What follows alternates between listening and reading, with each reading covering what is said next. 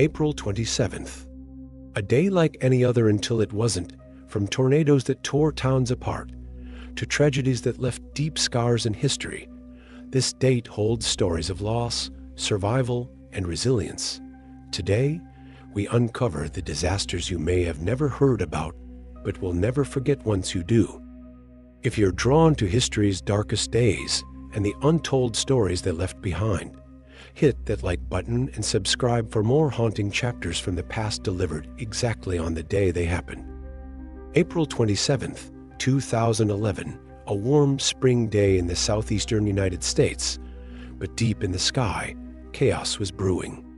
By nightfall, more than 200 tornadoes would touch down in 24 hours. Towns would be erased, families torn apart, and history would remember this as the deadliest tornado day in modern America. It began with a volatile atmosphere, warm, moist air from the Gulf of Mexico clashing violently with a powerful cold front from the northwest. The setup was perfect and terrifying as the morning sun rose over Mississippi, Alabama, and Tennessee. The first tornadoes touched down. But these weren't the typical short-lived twisters. These were long-track, violent EF4 and EF5 tornadoes, some carving paths over 80 miles long. Tuscaloosa, Alabama. At 5:13 p.m., one of the most infamous tornadoes of the outbreak, an EF4 tore through the city. It stayed on the ground for more than 80 miles, reaching nearly a mile wide at its peak. 64 people died in that single tornado. Hundreds more were injured. Entire neighborhoods vanished in minutes. In total, over 300 people died on April 27th alone, making it the deadliest single tornado day in the U.S. since 1925. Alabama suffered the most, but Mississippi, Tennessee, Georgia, and Virginia were hit as well. Many victims had less than 5 minutes of warning, and even some storm shelters were ripped from the ground. Entire families were lost. Survivors emerged from basements and bathrooms into unrecognizable landscapes. But in the face of such devastation, communities rallied. Volunteers from across the country poured in. Neighbors became first responders. Churches became shelters, and the stories of survival, of mothers shielding their children, of dogs found days later in rubble, reminded the world of the resilience rooted in tragedy. The 2011 super outbreak left behind more than $10 billion in damage, but its legacy lives not just in numbers, but in the lessons it forced us to learn: more accurate warning systems, better communication, stronger infrastructure, and a sober reminder that nature, in all its beauty, can also be unimaginably cruel. April 27th, 2024, a spring night turned deadly as the skies over Oklahoma and Iowa unleashed a fury not seen in years. Tornadoes tore through towns, leaving destruction, heartbreak, and stories of unimaginable courage. This is the story of that night. The day began with ominous warnings. The Storm Prediction Center issued a particularly dangerous situation tornado watch for parts of Oklahoma and Texas, signaling the potential for severe, long-track tornadoes. By evening, multiple supercells had formed, setting the stage for a catastrophic outbreak. Sulphur, Oklahoma. Around 10:23 p.m., a high-end EF3 tornado touched down, carving a destructive path through downtown Sulphur. Historic buildings crumbled, businesses were flattened, and homes were obliterated. Raina's Sports Lounge collapsed, tragically killing 63-year-old Sheila Hilliard Goodman. In total, 72 businesses were damaged or destroyed, and over 30 people were injured. Marietta, Oklahoma. Later that night, a violent EF4 tornado, the strongest of the outbreak, struck Marietta. With winds up to 170 miles per hour, it demolished a large warehouse and a grocery store. One person lost their life on Interstate 35 when their vehicle was caught in the storm.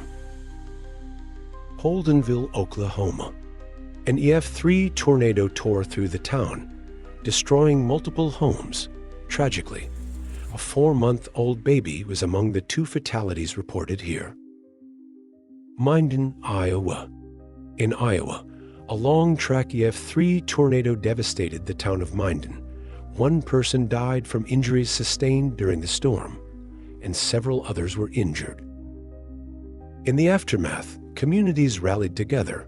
Emergency responders, volunteers, and neighbors worked tirelessly to rescue survivors and begin the cleanup process.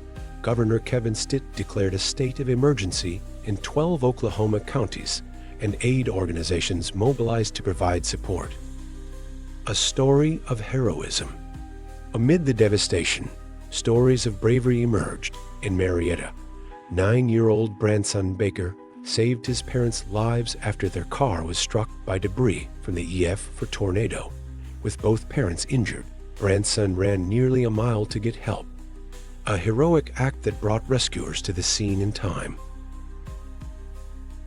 The April 27, 2024 tornado outbreak serves as a stark reminder of nature's power and the resilience of communities in the face of disaster. Lives were lost, homes destroyed, but the spirit to rebuild endures. April 27, 1884. In the quiet pre-dawn hours, a train journeying through the heart of Spain met a catastrophic fate. This is the story of the Alcudia Bridge disaster, a tragedy that shook a nation and left an indelible mark on its history. The train, operated by the Compa de los Ferrocarriles de Madrid a Zaragoza y Alicante, was traversing the Madrid-Ciudad Real Badajoz line at approximately 4 a.m.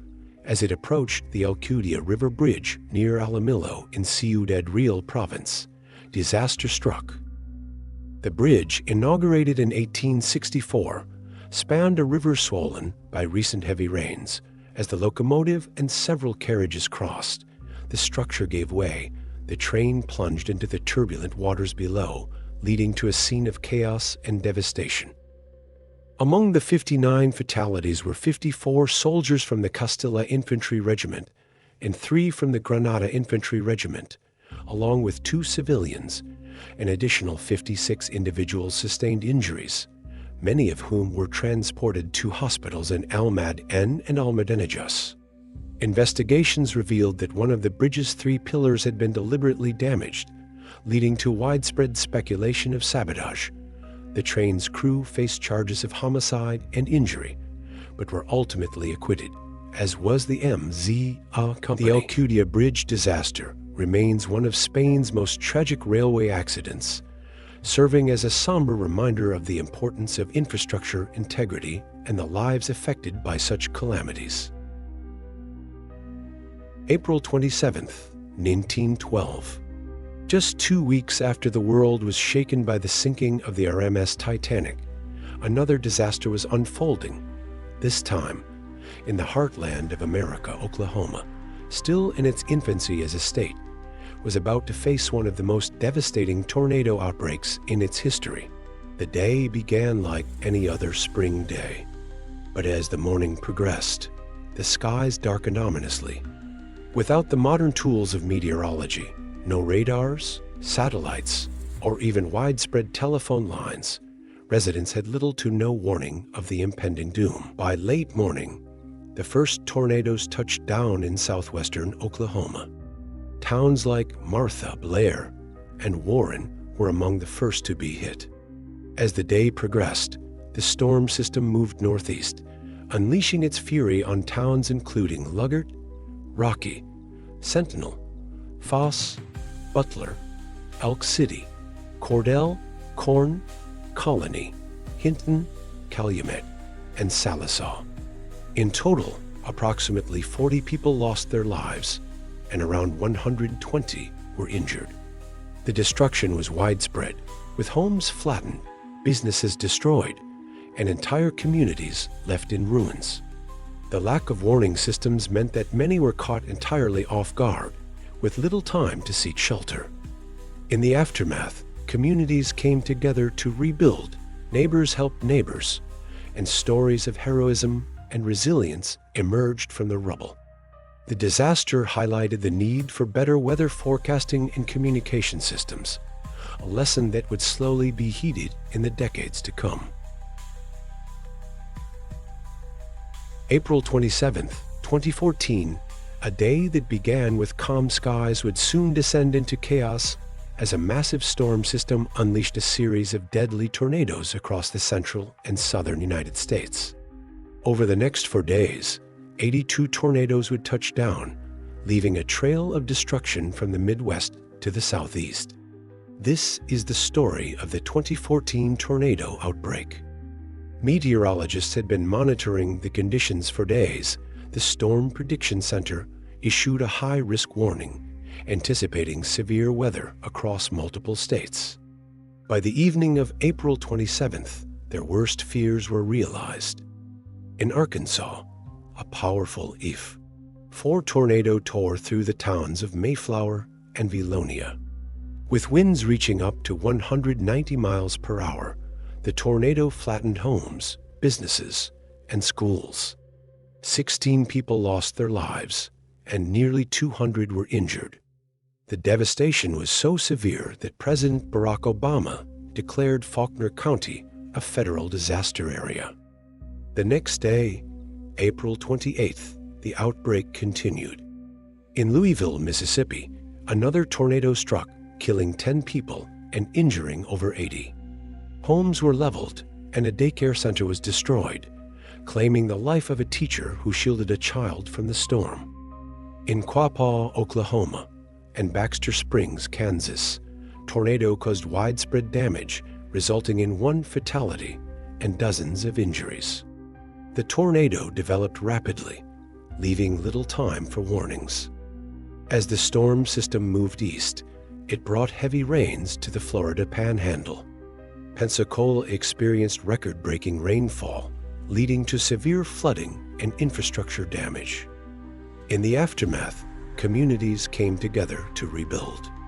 Volunteers, first responders, and neighbors worked side by side to clear debris and provide aid to those affected. The resilience and solidarity displayed during this time were a testament to the human spirit. April 27, 1976, a routine flight from New York to the Caribbean paradise of St. Thomas turned into a nightmare. American Airlines Flight 625, a Boeing 727, was on its final approach to Harry S. Truman Airport when tragedy struck. This is the story of that fateful day. The Boeing 727-95, tail number in 1963, was carrying 81 passengers and 7 crew members. The aircraft was approaching runway 09, known for its short length of just 4,658 feet and challenging wind conditions. Despite clear skies, the approach required precision and adherence to strict procedures. As the aircraft descended, the captain opted for a 30-degree flap setting instead of the recommended 40 degrees for this particular runway and wind conditions. This decision increased the landing speed by approximately 10 knots. Upon encountering turbulence, the aircraft floated down the runway, touching down approximately 2,300 feet from the threshold, leaving insufficient distance to stop safely. Realizing the predicament, the captain initiated a go-around maneuver. However, the Boeing 727's engines required several seconds to spool up, and with limited runway remaining, the aircraft couldn't achieve takeoff speed. The captain then applied full brakes and attempted to deploy reverse thrust, but it was too late. The aircraft overran the runway, struck an instrument landing system antenna, breached the airport perimeter fence, crossed a road, destroying several vehicles, and came to rest against a gas station and a rum warehouse. The impact and subsequent fire claimed the lives of 37 individuals, including 35 passengers and 2 flight attendants. 38 others were injured, along with 1 person on the ground. The National Transportation Safety Board investigated the accident and attributed the primary cause to pilot error. Specifically, the decision to use a reduced flap setting and the delayed touchdown were cited as critical factors. The attempted go-around was deemed inappropriate given the remaining runway length. In the aftermath, American Airlines ceased jet operations to St. Thomas, rerouting flights to St. Croix, which had a longer runway. Passengers were then transported to St. Thomas via smaller aircraft operated by American Inter-Island Airlines.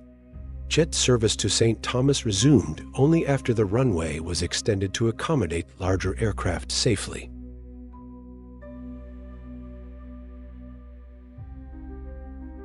April 27, 1978, a day that began like any other for construction workers at the Pleasance Power Station in Willow Island, West Virginia, ended in tragedy. 51 men lost their lives in a catastrophic collapse that remains one of the most devastating construction accidents in American history. This is the story of the Willow Island disaster. The Pleasance Power Station was undergoing expansion to meet growing energy demands. A second natural draft cooling tower was under construction, with workers adding one 5-foot lift of concrete each day. The scaffolding used was attached directly to the concrete shell of the tower, which had been poured just the day before. On the morning of April 27th, as workers prepared for another day of construction, the unthinkable happened. At approximately 10 a.m., the scaffolding collapsed, sending all 51 workers plummeting 168 feet to their deaths. Emergency responders from surrounding areas rushed to the scene. The volunteer fire department in Belmont was transformed into a temporary morgue. Identification of the victims was a harrowing task, with many recognized only by the contents of their pockets. Investigations by Ozera and the National Bureau of Standards revealed multiple safety violations. Scaffolding was attached to concrete that hadn't fully cured. Bolts were missing or of insufficient grade. There was only one access ladder, limiting escape routes. An unapproved hoisting system had been used without proper engineering review. These oversights culminated in the tragic collapse. The disaster left an indelible mark on the community. A memorial now stands near the site, bearing the names of the 51 men who perished. Annual ceremonies are held to honor their memory and remind future generations of the importance of workplace safety. April 2013. The heartland of America faced an unprecedented deluge. Torrential rains and rapid snowmelt led to widespread flooding across the Midwest, impacting millions and causing extensive damage. This is the story of the 2013 Midwestern U.S. floods. In mid-April, a slow-moving storm system brought heavy rainfall, up to 8 inches in some areas, to states including Missouri, Iowa, Illinois, Wisconsin, Michigan, and Indiana. The saturated ground, combined with melting snow, overwhelmed rivers and streams, leading to significant flooding. Illinois was among the hardest-hit states. The Illinois River reached record levels, surpassing a 70-year high in Peoria. Communities were submerged, homes destroyed, and residents displaced. In Michigan, the Grand River in Grand Rapids crested at its highest level on record, leading to extensive flooding in the city and surrounding areas. Iowa experienced its wettest spring in 141 years, with an average of 16.4 inches of rainfall by late May. The Cedar River in Cedar Rapids reached its 10th highest level ever recorded, testing the city's flood defenses. The floods claimed 82 lives across the United States in 2013. Oklahoma reported 15 fatalities, Texas 12, and Colorado 9. Many victims were caught in vehicles attempting to cross flooded roads. In the aftermath, communities came together to rebuild. Volunteers, first responders, and neighbors worked tirelessly to assist those affected, showcasing the resilience and unity of the American spirit. April 27th has witnessed nature's fury, human error, and the devastating cost of progress.